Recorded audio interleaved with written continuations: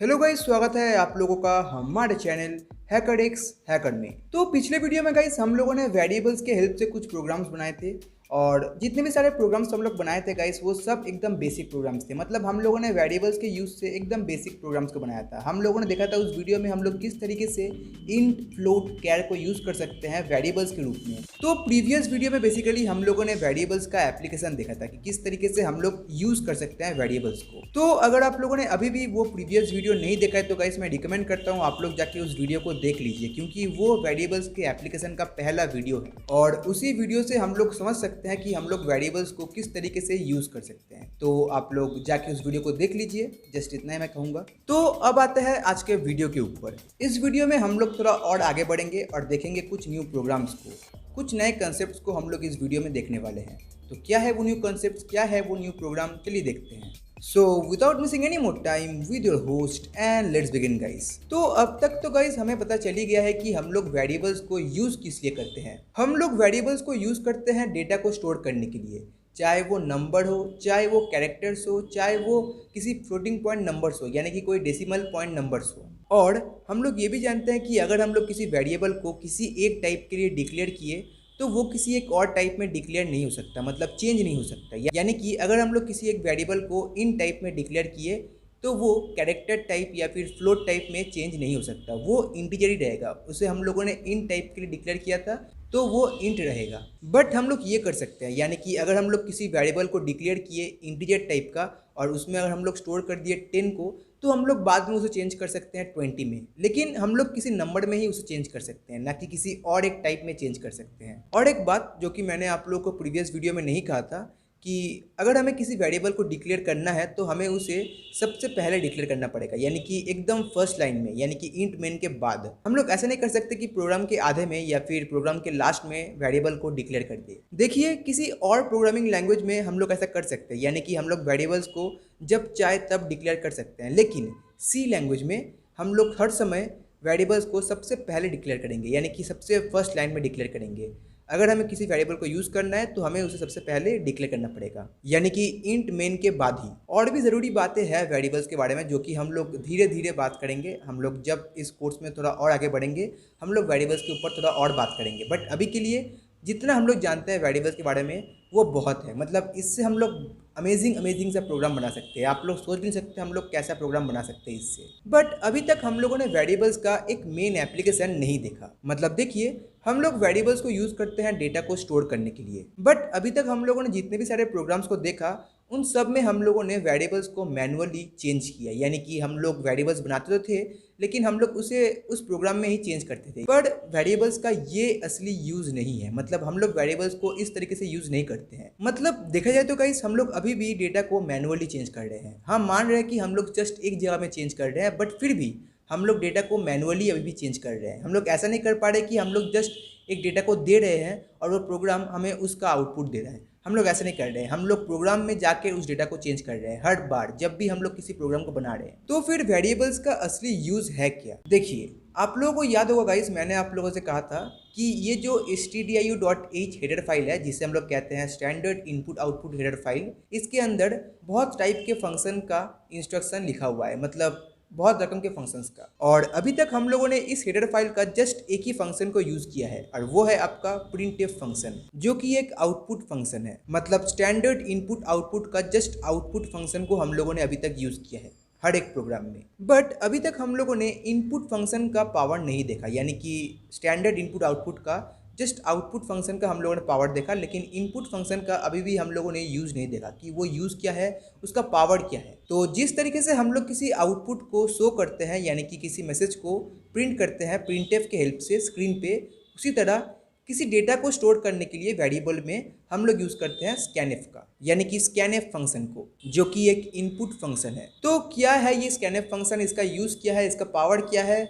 मतलब किस लिए ये काम आता है, चलिए देखते हैं। तो फर्स्ट ऑफ ऑल तो अगर हमें स्कैनफ फंक्शन को यूज़ करना है तो हमें stdio.h फाइल को इंक्लूड करना पड़ेगा हम लोग के प्रोग्राम में, क्योंकि हम लोग जानते हैं कि इस स्कैनफ फंक्शन का इंस्ट्रक्शन इस हेडर फाइल के अंदर लिखा हुआ है, तो हमें उसे करना पड़ेगा इंक्लूड। तो जैसे कि मैंने आप लोगों से कहा था कि हर एक फंक्शन का अपना एक काम होता है। जैसे कि प्रिंटफ फंक्शन का काम है किसी रिजल्ट को या फिर किसी मैसेज को प्रिंट करना स्क्रीन पे, मेन फंक्शन का काम है प्रोग्राम को स्टार्ट करना, उसी तरह स्कैनफ फंक्शन का काम है वेरिएबल में डेटा को स्टोर करना। तो देखते हैं किस तरीके से हम लोग वेरिएबल में डेटा को स्टोर कर सकते हैं। तो वेरिएबल में डेटा को स्टोर करने के लिए हमें चाहिए कुछ वेरिएबल्स। तो चलिए डिक्लेयर करते हैं कुछ वेरिएबल्स, यानी कि क्रिएट करते हैं कुछ वेरिएबल्स को। हम लोग डिक्लेयर कर रहे हैं दो वेरिएबल्स को, एक है आपका num1 और एक है आपका num2, और दोनों में ही हम लोग यूज़ कर दे रहे हैं, यानी कि दोनों में ही हम लोग स्टोर कर दे रहे हैं 0 को। और अब हम लोग यूज़ करेंगे स्कैनफ फंक्शन को। तो स्कैनफ डबल ब्रैकेट, उसके अंदर डबल कोट्स के अंदर हम लोग लिखेंगे %d, और डबल कोट्स के बाहर हम लोग यूज़ करेंगे उस वेरिएबल को, यानी कि num1 को। बट num1 वेरिएबल को हम लोग ऐसे ही यूज़ नहीं कर सकते। स्कैनफ फंक्शन में किसी भी वेरिएबल को यूज़ करने के लिए हमें लगाना पड़ेगा एम्परसेंड को, जिसे हम लोग कहते हैं एड्रेस ऑफ ऑपरेटर। तो ये ऑपरेटर्स क्या है अभी हम लोग बात नहीं करेंगे, जस्ट हम लोग अभी एम्परसेंड को यूज़ करेंगे, और इस एम्परसेंड को हम लोग बुलाएंगे एड्रेस ऑफ ऑपरेटर। तो अगर हमें किसी भी वेरिएबल के अंदर डेटा को स्टोर करना है तो हम लोग इस सिंटैक्स को लिखेंगे, यानी कि %d डबल कोट्स के अंदर होगा और बाहर में %num1 या फिर आपका वो वेरिएबल का नाम। तो अगर हम लोग जस्ट इस प्रोग्राम को ऐसे ही रन कर देंगे तो देखिए इसका आउटपुट क्या आता है। तो जैसे कि आप लोग सब देख सकते हैं, एक कर्सर आपका ब्लिंक कर रहा है, मतलब स्क्रीन पे आपका कुछ भी नहीं है, क्योंकि हम लोगों ने प्रिंटफ को यूज़ नहीं किया तो कोई मैसेज का प्रिंट होना सवाल ही नहीं उठता। जस्ट यहाँ पे एक कर्सर ब्लिंक हो रहा है। तो अगर हम लोग किसी नंबर को लिखते हैं, मान लीजिए 5, और जैसे हम लोग इंटर क्लिक करते हैं तो आपका प्रोग्राम हो जाता है एंड, मतलब आपका प्रोग्राम ख़त्म हो जाता है। तो ये हुआ क्या, मतलब ये क्या हो क्या गया। देखिए हम लोगों ने अभी जस्ट वेरिएबल के अंदर डेटा को स्टोर किया, बट उस डेटा को हम लोगों ने कुछ यूज़ नहीं किया, मतलब प्रिंट नहीं किया या फिर उसके ऊपर किसी ऑपरेशन को परफॉर्म नहीं किया। तो वो आउटपुट क्या देगा। तो एक काम करते हैं, जिस वेरिएबल के अंदर हम लोगों ने डेटा को स्टोर किया उस वेरिएबल को एक बार करते हैं प्रिंट और देखते हैं क्या आता है रिजल्ट। तो हम लोग लिखेंगे printf, मतलब उसके बाद स्कैनफ के बाद हम लोग लिखेंगे printf %d और बाहर में num1। जिस तरीके से हम लोग किसी वेरिएबल के अंदर डेटा को प्रिंट करते हैं ये उसका ही सिंटैक्स है। तो %d बाहर में num1। और अब अगर हम लोग इसे रन करते हैं तो देखिए इसका आउटपुट क्या आता है। तो जैसे कि आप लोग सब देख सकते हैं गाइस, फिर से आपका कर्सर ब्लिंक हो रहा है। तो हम लोग यहाँ पे कोई नंबर लिखते हैं जैसे कि 5, और जैसे ही हम लोग इसे इंटर क्लिक करते हैं तो देखिए आपका 5 प्रिंट हो गया है। इट मीन्स हम लोग का डेटा स्टोर हो गया है num1 के अंदर। थोड़ा हार्ड लग रहा है क्या, मतलब कुछ कंफ्यूज हो रहा है क्या। अगर हो रहा है तो एक काम करते हैं, हम लोग num2 को भी स्टोर करते हैं, यानी कि num2 के अंदर भी कुछ डेटा को स्टोर करते हैं। तो सेम हम लोग करेंगे, हम लोग स्कैनफ को भी यूज़ करेंगे फिर से, और स्कैनफ के अंदर %d लिखेंगे डबल कोट्स के अंदर, और फिर बाहर में एड्रेस ऑफ, यानी कि % आपका num2, यानी कि एड्रेस ऑफ num2।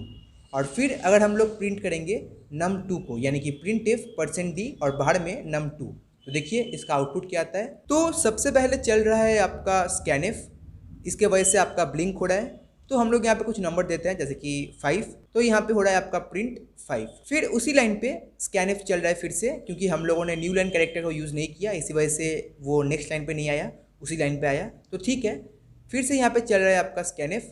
तो हम लोग यहाँ पे इनपुट देते हैं, यानी कि देते हैं 10, तो यहाँ पे आपका प्रिंट हो रहा है 10। इसका मतलब क्या हुआ गाइस, हम लोग के दोनों वेरिएबल के अंदर 5 और 10 स्टोर हो चुका है, यानी कि num1 के अंदर 5 और num2 के अंदर 10। अगर अभी भी आप लोगों को थोड़ा कंफ्यूज लग रहा है तो थोड़ा रुक जाइए, हम लोग थोड़ा और प्रोग्राम्स को देखेंगे, और प्रोग्राम्स करते करते ही हम लोग का ये कन्फ्यूज़न जाएगा। तो चलिए स्कैनफ की हेल्प से कुछ प्रोग्राम बनाते हैं। बट उससे पहले आप लोगों ने गाइस ये ध्यान दिया कि देखिए जैसे ही हम लोगों ने उस प्रोग्राम को रन किया तो जस्ट एक ब्लिंक हो रहा है। तो मान लीजिए कोई और, मतलब हम लोग नहीं, कोई यूज़र, आपका कोई फ्रेंड मान लीजिए उस प्रोग्राम को रन किया, ठीक है, और जैसे ही वो रन हुआ एक स्क्रीन पे ब्लिंक होना स्टार्ट हुआ, तो वो क्या कुछ समझ पाएगा कि क्या हो रहा है क्या नहीं हो रहा है, मतलब क्या कुछ इनपुट देना भी है या फिर नहीं देना है, मतलब ये ब्लिंक क्यों हो रहा है बेसिकली। तो इसीलिए गाइस हम लोग यहाँ पे एक मैसेज प्रिंट करेंगे यूज़र्स के लिए, यानी कि हम लोग बोलेंगे एंटर ए नंबर, ठीक है, जस्ट इतना ही, एंटर ए नंबर।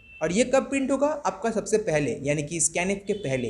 तो चलिए लिखते हैं पहले printf enter a number \n, और अब अगर हम इसे रन करेंगे तो देखिए क्या प्रिंट हो रहा है। फर्स्ट लाइन पे आ रहा है आपका एंटर ए नंबर, हम लोग एक नंबर को क्लिक किए यानी कि 10, तो यहाँ पे प्रिंट हो रहा है 10।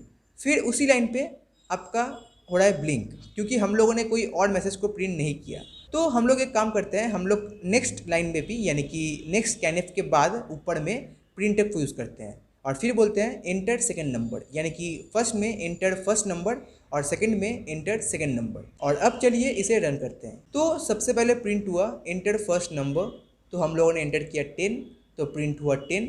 फिर नेक्स्ट लाइन पे प्रिंट हुआ एंटर सेकंड नंबर, तो हम लोगों ने दिया 5 और प्रिंट हुआ 5, यानी कि num1 के अंदर 10 और num2 के अंदर 5। तो स्कैनफ को यूज़ करने से पहले हम लोग एक मैसेज को प्रिंट करेंगे स्क्रीन पे, जिससे कि यूज़र समझ सके कि उसे करना क्या है।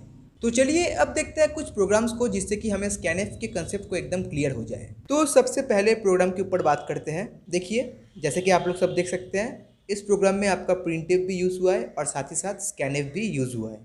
चलिए देखते हैं क्या कह रहा है ये प्रोग्राम, या फिर क्या कर रहा है ये प्रोग्राम। तो सबसे फर्स्ट लाइन पे आपका इंक्लूड stdio.each है, फिर है आपका void main, फिर हम लोगों ने एक वेरिएबल को डिक्लेयर किया जो कि है आपका num, int num equals to 0, और उस वेरिएबल के अंदर हम लोगों ने स्टोर किया 0 को। फिर हम लोग यहाँ पे प्रिंटफ को यूज़ कर रहे हैं, जिससे कि हम लोग यूज़र को कह रहे हैं एंटर ए नंबर \n।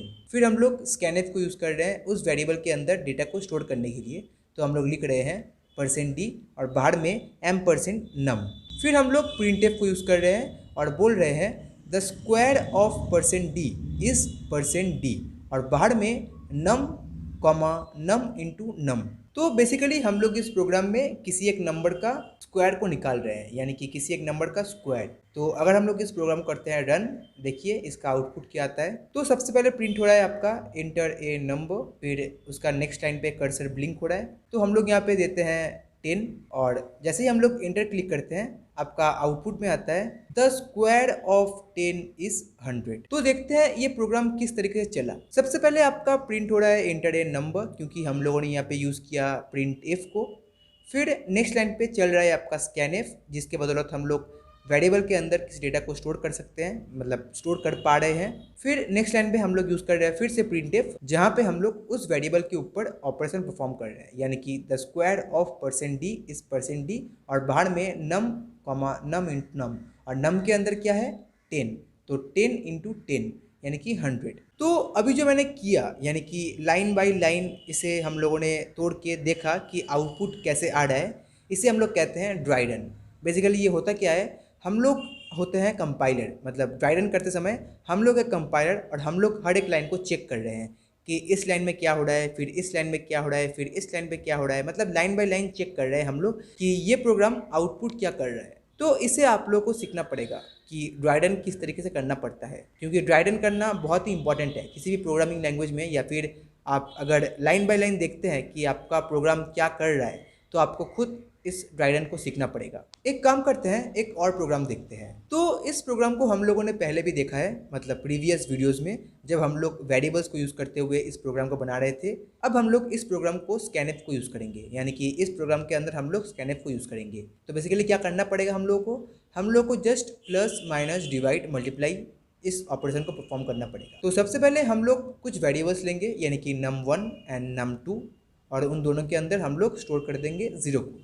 फिर हम लोग स्कैनफ को यूज़ करेंगे और num1 के अंदर डेटा को स्टोर करेंगे।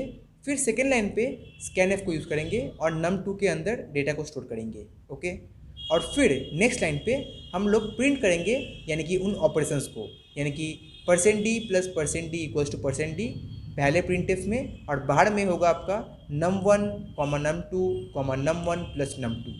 इसी तरह नेक्स्ट लाइन पे printf %d minus %d equals to %d और बाहर में num1, num2, num1 minus num2। ऐसा करते करते आपका मल्टीप्लिकेशन और डिवीजन का इंस्ट्रक्शन हम लोग लिखेंगे, और हम लोग अब इसे रन करते हैं। तो देखिए सबसे पहले प्रिंट हो रहा है आपका एंटर टू नंबर, तो हम लोग पहले लिख रहे हैं 10, फिर कर रहे हैं एंटर, और फिर लिख रहे हैं 20।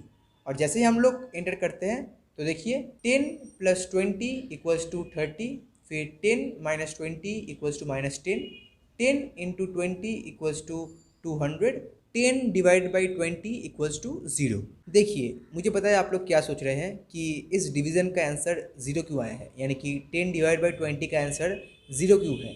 देखिए इसको हम लोग देखेंगे ऑपरेटर्स के चैप्टर में, यानी कि ऑपरेटर्स के टॉपिक में, जहाँ पे हम लोग देखेंगे कि किस तरीके से अरिथमेटिकल या फिर ऑपरेशंस किस तरीके से परफॉर्म होता है कंप्यूटर के अंदर। पर अभी के लिए आप लोग जस्ट इतना समझिए कि अगर हम लोग किसी स्मॉल नंबर को डिवाइड करेंगे बिग नंबर से, तो उसका आंसर आएगा 0, यानी कि 10 डिवाइड बाई 20 इसका आंसर आएगा 0। बट इसका ही उल्टा अगर हम लोग डिवाइड करते हैं 20 बाई 10 तो इसका आंसर आएगा आपका 2। ओके, तो ये कैसे हुआ, क्यों हुआ, इन सब के ऊपर हम लोग बात करेंगे ऑपरेटर्स के टॉपिक पे। बट अभी नहीं, हम लोग एकदम बेसिक से सब कुछ स्टार्ट कर रहे हैं, एकदम जीरो लेवल से सब कुछ स्टार्ट कर रहे हैं, इसलिए हम लोग स्टेप बाय स्टेप चलेंगे और इन ऑपरेटर्स को भी हम लोग देख लेंगे। तो आज के लिए बस इतना ही गाइस, नेक्स्ट वीडियो में हम लोग देखेंगे कुछ न्यू प्रोग्राम्स को। तब तक के लिए बाय।